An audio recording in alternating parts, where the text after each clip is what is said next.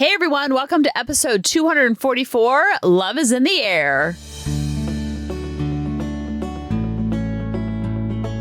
Welcome to the Harmony in the Home podcast. I'm your host, Kelly Hutchison. I'm a counselor, a life coach, and most importantly, an imperfect mom doing this work right along with you. And my goal on our podcast is to go from chaos to calm, feel less frazzled, and have more fun within your four walls to have more harmony in your home. Hey everyone, happy Valentine's Day. I'm recording this before Valentine's Day, but I know it's going to be released on Valentine's Day. And I always told my students, and I tell my kids now, my favorite word in the dictionary is L-O-V-E. One time I put love is in the air outside of my door when I was teaching. And I had a teacher come in. I think I was dating David at the time. And she's like, oh, are you engaged? I'm like, no, it's February. What in the world?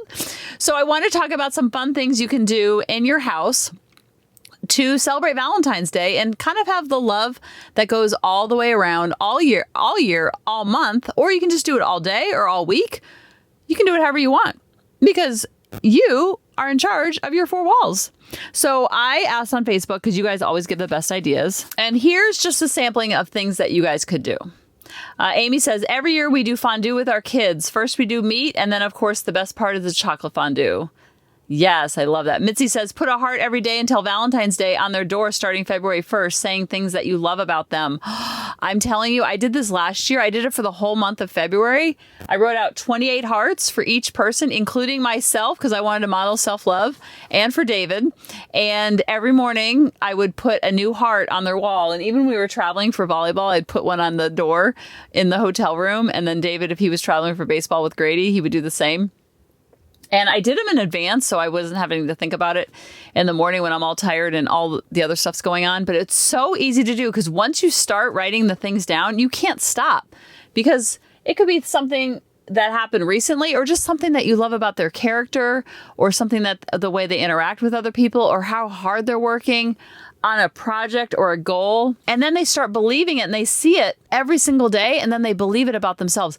I am telling you, I did this last year and it was such a hit that the hearts from last year are still up on their doors. They loved it that much that they have not taken them down. Well, one of them has, one of them hasn't. So that is very powerful. Stephanie says, I give my children a love day card. I make chocolate covered strawberries and we usually let them choose what we do for that day of something they love, like mini golf, for example. Oh, I love that.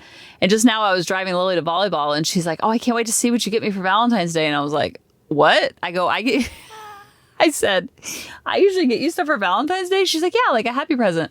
I'm like, oh, I didn't know that. What do I usually get you so I can continue this tradition that I didn't know about?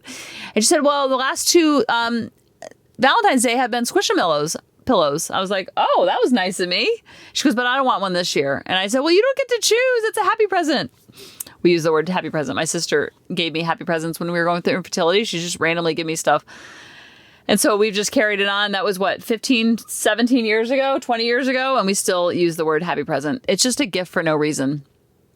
Adrienne says, I have always done a Valentine's scavenger hunt for my kids. Heart-shaped clues all over, leading to fun little gifts at the end. I've tweaked it over the years and really had fun with it.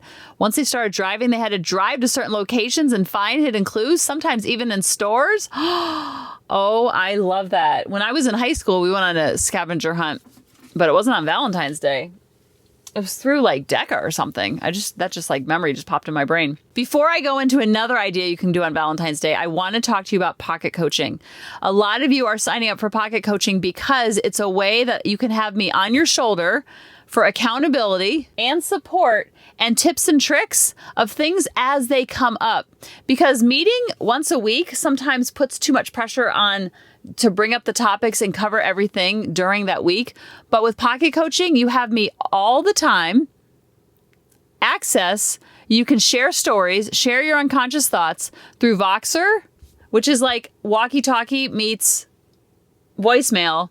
And I can offer tips and tricks on things that you're struggling with. And I can also share things that I'm struggling with and tips and tricks that have worked or that I'm currently struggling with and working through. Because I think sometimes on this podcast, people think, oh, well, Kelly must not struggle.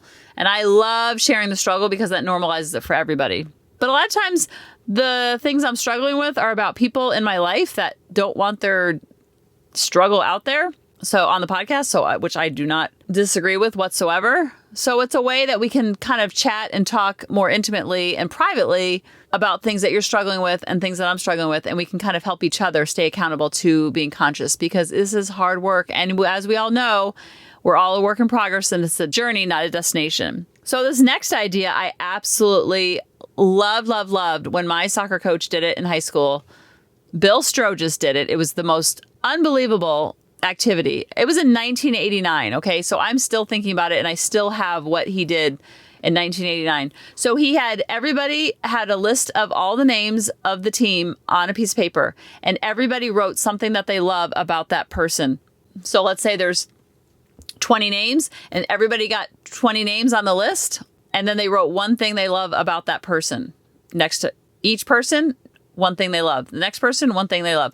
Next person, one thing they love. And so what he did is he compiled all of those adjectives, sentences, compliments.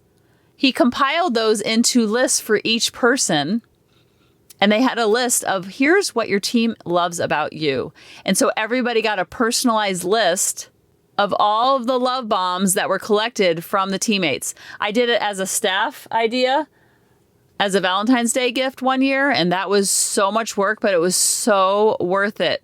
So that's done on a larger scale. You can do this within your four walls, and you can have everybody write 2 or 3 comments and compliments and love bombs that they love about the people in your four walls. You can do this with your extended family. And then it's a list ongoing that you can always add to of things that people love about you. And when you get your list and when you see all the other lists, you won't believe how many similarities there are within the lists, because their strengths will be emulated. And the strengths that one person sees, they'll be shocked that other people are seeing it as well. And it really works well in a group setting. Like if you want to do this at work, or if you want to do it in your four walls, or you want to do it in your extended family, or you wanted to do it at the next family barbecue that you have, or you want to do it at staff. It's a great way to make people feel the love, so to speak, as Dr. Chapman used to say, so they can really, when they're having that day of like, oh, I'm just not good enough, I can't do anything right, why am I so bad at this life thing? They can pull out that list and say, hey, that could be true that I'm struggling at this part of my life, but look at all this goodness about me that other people are seeing within me. So I'm doing a lot right. And yeah, I might be doing a lot wrong, but it's a good way to remind yourself that you're doing a lot right as well. I also went to the dollar store and got some hearts and pillowcases that have love stickers on them, and a red tablecloth and a Valentine's Day floor mat for the front door. It's just a way to kind of decorate for such a loving month, and you can have it year after year. And then the energy within your four walls is just oozing with love, permeates throughout. And when they feel the love, it will be a lot lighter and fluffier in your house, and you'll have much more harmony in your home. I love you guys. I'll talk to you next week. Bye-bye. Hey mamas, thanks for listening. If you had any ahas, clicks, or those lightning bolt moments while listening, you have to check out my free parenting bootcamp, where we take all of this to the next level and we try to create even more awakenings for ourselves so that we can connect more with our kids and never yell at them again. You can sign up at www.coachingkelly.com. And if you really want to fill up my love cup, send me an email of what your aha was, what your click was, what was that lightning bolt moment while you were listening. I want nothing more in life than for you to have harmony in your home and to learn how to be an imperfect mom like me, which allows your kids to be imperfect too, each and every day. Thanks for listening.